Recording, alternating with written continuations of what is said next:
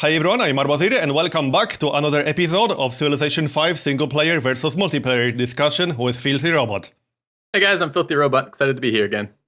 So today we are going to talk a little bit more about war, things that affect war both directly and indirectly, because war is a huge part of multiplayer. In fact, I would say it's a bigger part of multiplayer than in single player. How do you feel about that?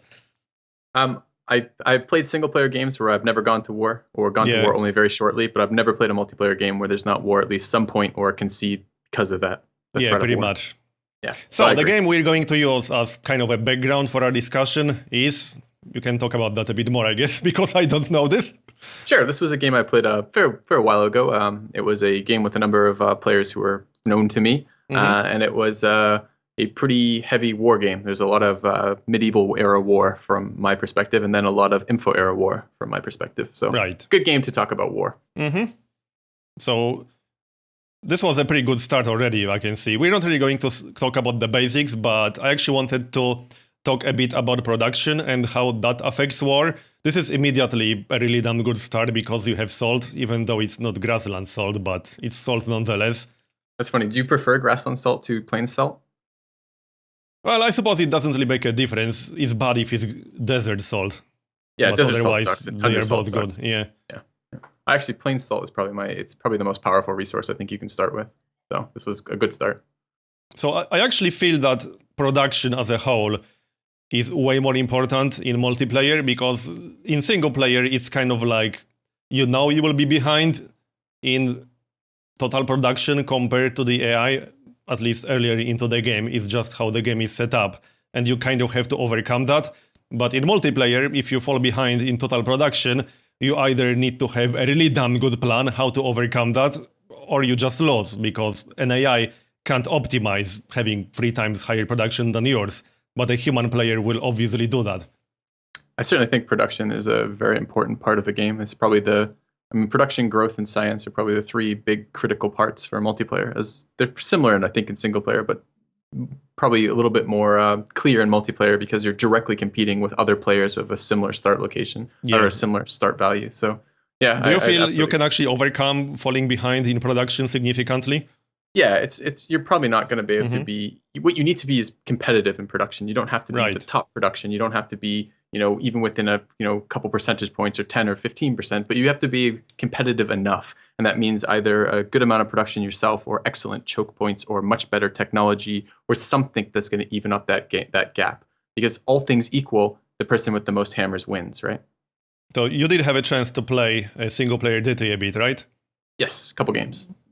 So I think it would be fair to say that total population is less important in multi in favor of production being more important.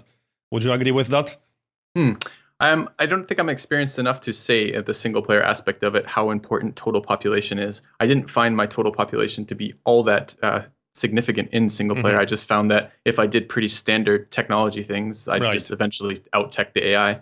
So I don't know. Again, for the multiplayer, the important part is being competitive with other players, and how well other players are doing is going to dictate how well you need to be doing better than them.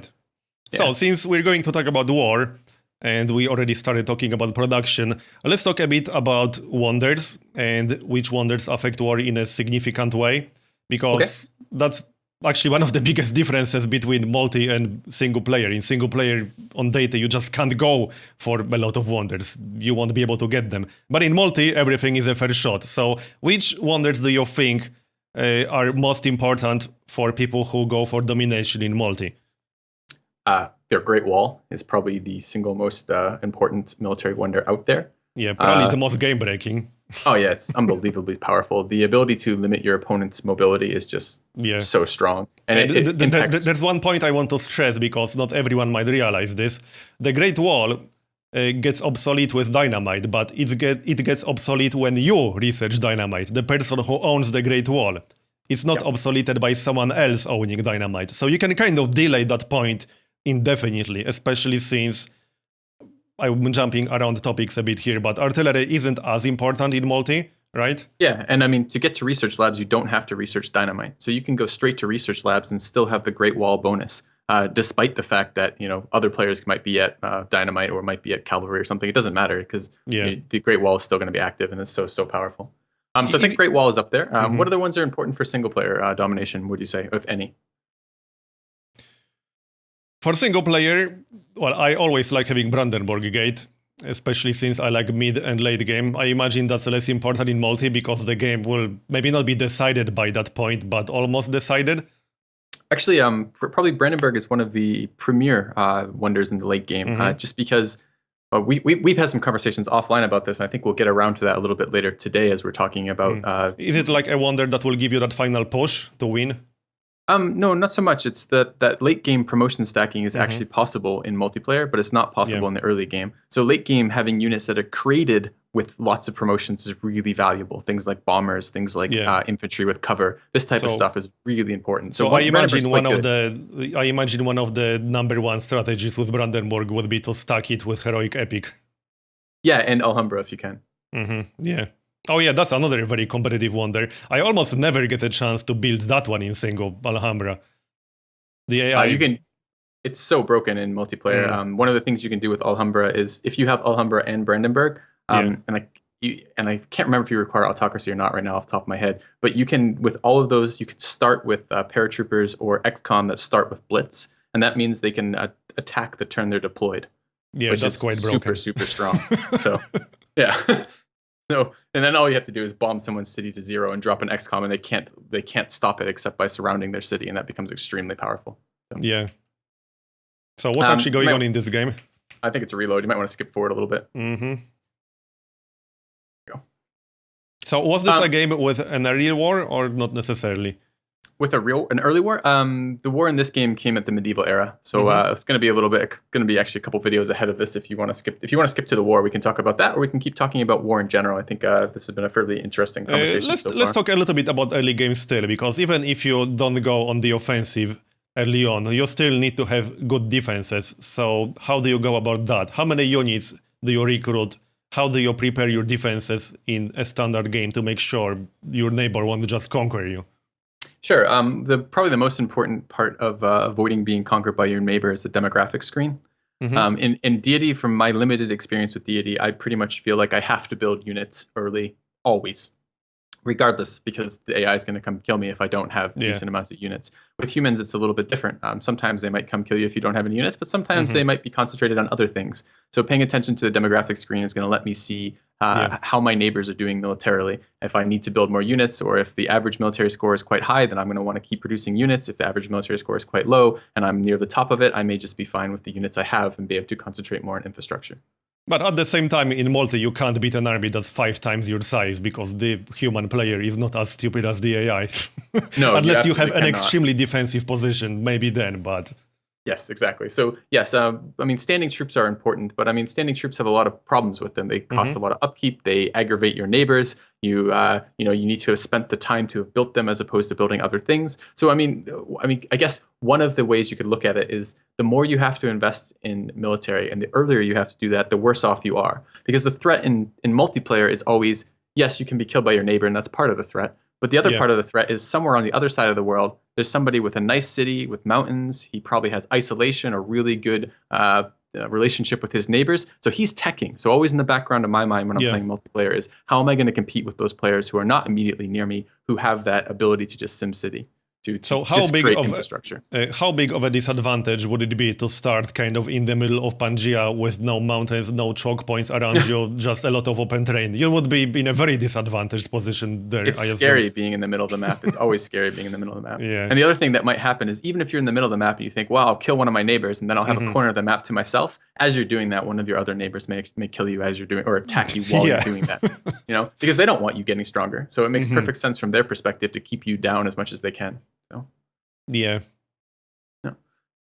All right. So we can talk a little bit about this game if you want. So this game was a very weird start. I mean, nice, powerful start, but like good lands for the city, but then nowhere to expand to. So I mean, part of the early game in multiplayer is setting up where your expands are going to be and how those borders are going to be with your neighbors, and that can be one of the things that leads directly to war. If you're too close to your neighbor and there's too many contested borders, players tend to go to war for the land.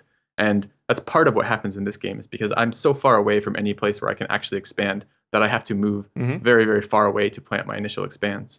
So I paused for a moment because I want to talk a little bit more about technologies. Sure.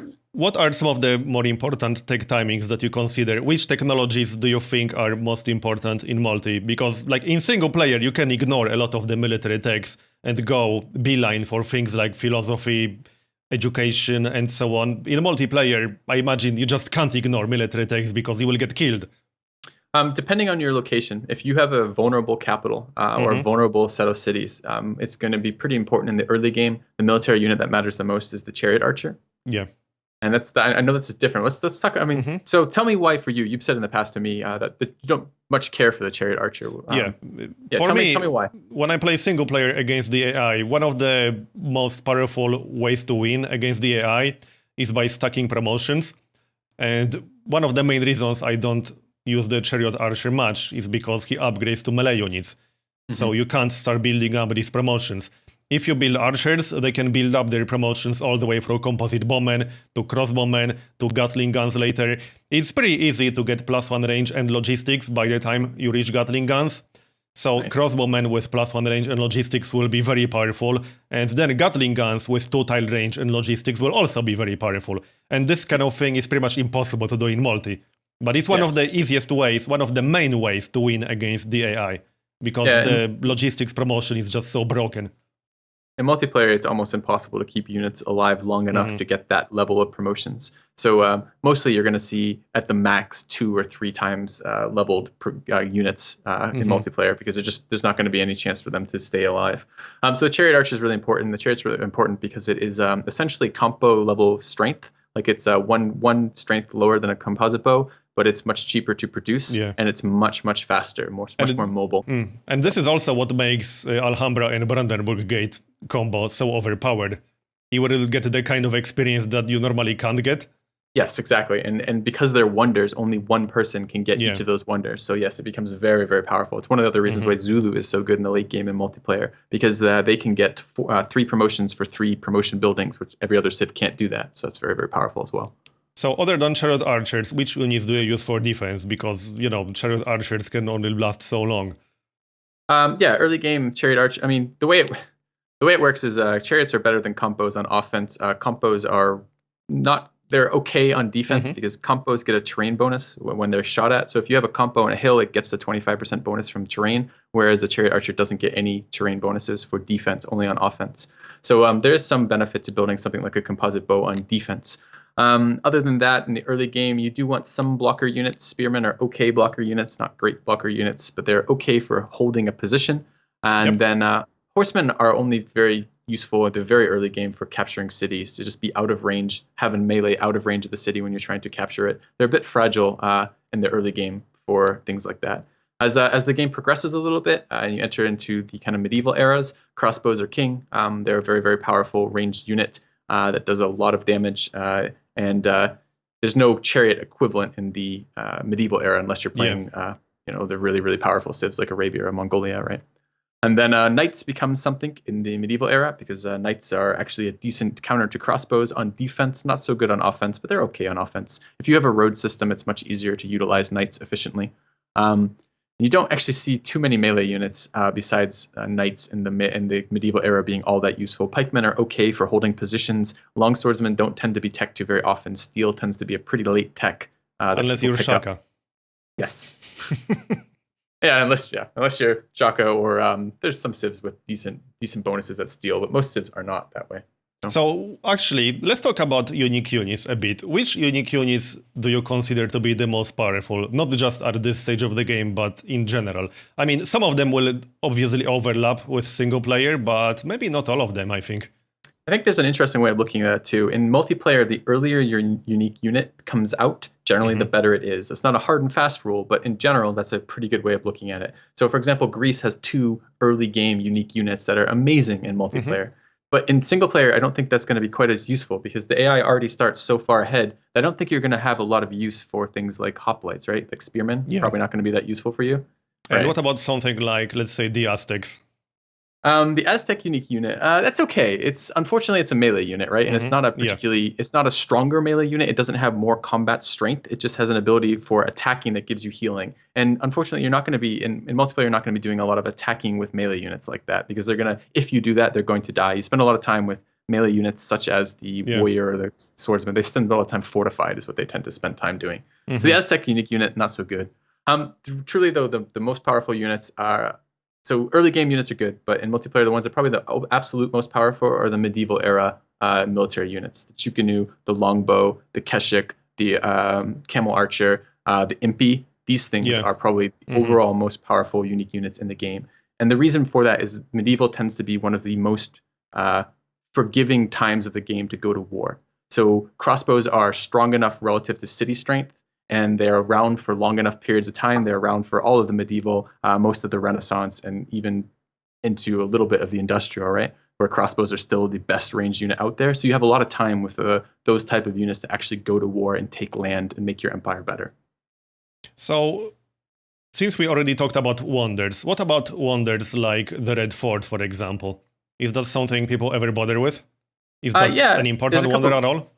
I wouldn't say important. It has some unique uses. It has great scientist points on it. So late game, it can be used if you're ahead and you have the time to build it. You can use it to make more great scientists. It's quite good as for naval defense. So if you're being late game, frigates can still be a scary thing. But if you get a red fort in a city and late game frigates are coming in, you can pretty much stop frigate attacks entirely from the combat strength of your city. And then in the very late game, if people are using bombers, you can get your city strength high enough on your cities that with Red Fort, that bombers, if they're not promoted to attack cities, if they're like promoted to attack units, they will just they'll one shot themselves on a city. They'll just blow up when they attack the city. Yeah. So you can use it for some really strong like stacking defense strategies with the Red Fort. And speaking of wonders, do you feel like starting with marble gives you any kind of advantage? Small advantage, somewhat. I mean, because the bonus is only classical and ancient, right? And a lot of times marble is not a particularly great tech to improve. Like a lot of times there's a lot of other things you want, but it is a small advantage. It's funny watching this game I played probably almost a year ago, and looking at this, there's no way I would ever have not built a worker with this start and earlier. Like I would have just built one earlier. I know I'm rushing for Lake Victoria with a settler, but there's no way I could have given up this worker earlier in this game. So anyways. So I just wanted to point out, to close the wonders topic, that the Great Wall is actually such a game-breaking and overpowered wonders that it's one of the main wonders that gets changed in the No Quitters mod, right? Yeah, it's totally changed. It now gives a hit points to cities and a very slight defensive bonus to cities, and it does nothing to do with movement anymore because it was just too powerful. Yeah, if you were to play a vanilla game without the mod, would you even bother attacking someone with the Great Wall unless he was like way behind or whatever? Sometimes you have to, but it makes the war. I mean, I don't know how to directly characterize like the exact amount harder it makes that war. It depends on terrain, but it makes some positions nearly impossible to attack. For example, if you're trying to cross a river, cross a river and then like have a tile that you want to move into before generaling or something, it might take you 3 turns to do that. And they're just going to kill every one of your units that crosses that because your units can only move once. It's brutal. It's brutal. Yeah. To a lesser degree too. I mean, if we're talking wonders, Terracotta Army is fairly good. You can use that to surprise people very well because people are watching demographics. They can see a military buildup, and it's one of those ways you can instantly generate a lot of army without it showing up on the demographics. Right. And kind of a similar note, one of the strategies people use in multiplayer is a pre-build unit. So you might build a combo. Let's say it takes you 10 turns to build a combo. You might build 9 turns of it, and then instead of finishing it, you start building a spearman. And then instead of finishing that spearman before the spearman finishes, you build a horseman. And then right before you attack, you let all 3 of those units finish. And that way that people can't see your military score rising on the demographics page. Yeah, and you'll save on maintenance a little bit. Yeah. Which might not be a huge deal, but gold is actually a big deal in multi. Yeah, it's when I play the AI, I actually find single player for me, happiness was a harder issue, and gold was an easier issue in single player than it was in multiplayer. Because in multiplayer, everyone trades resources to you, right? You'll 1-for-1 trade on extra luxuries. Not only that, you can just send trade routes that will generate massive amounts of gold. In multiplayer, it's just not a very good idea. No, in multiplayer, pretty much all your trade routes tend to be internal trade routes. You send food to your own cities early, and then very late in the game, you might send production. The problem is if you send caravans to other players, at any time they want to go to war with you, they can kill your trade routes. And in fact, they don't even have to have a real war with you. They can just declare war on you, your trade route dies, and then they gain the advantage. Do you of ever screwing use city-state trade routes to get gold? Like in this game, for example, would you even consider getting a trade route with Antwerp if you were desperate for gold? Yeah, if I was desperate for gold, I would consider doing it. When I play Liberty, Liberty tends to have very, very severe gold problems in the early game. A lot of times, a gold trade route early with Liberty can be quite powerful. The problem is the opportunity cost, right? So while you're getting gold, and that's important, you're losing the food, the growth that other players are getting. True. All right, so what else can we talk about here? We can talk about... Let's maybe fast forward until some kind of war starts. Sure. I'm not entirely sure which episode it will be, but it's probably part 3 or 4, if I had to guess. Maybe part 3.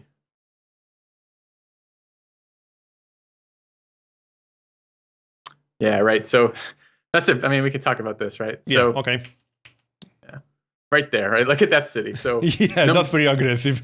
Yeah, right. So I planted hormonal moose quite a while ago, right? And he much later than that showed up with Numbamba there and planted that. And when you see a player doing that, like maybe when the AI does that, maybe it's just the AI spamming stuff. Although I bet you it pisses the AI off that you're that close. Yeah, when a human does it, there's a very specific reason for it.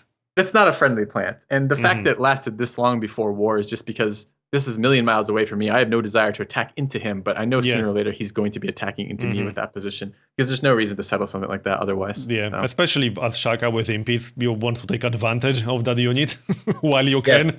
And it is one of the all-around most powerful melee units in the game, pretty much. Yeah, easily. So, definitely one of the most powerful melee units, at least. Yeah, for sure. It's very scary to fight against impies. They're so cheap and they're so powerful. Once you see someone will obviously attack you, especially in a sort of unfriendly spot like this, because it's very far away, what do you do then? How do you prepare? The goal is to make it as... two things, right? The first is you want to make your position as inaccessible to the enemy as possible. And this could be between units, between building forts, between leaving certain forests in positions so they can't shoot over tiles. It can be part of it, your city placement. I mean, the city Hormonal Moose is not particularly well placed for defenses because they can shoot over Lake Victoria and it's very easy to shoot that city, which is a downside. The other thing you can do is you can make it clear that you're going to be a very expensive target to kill.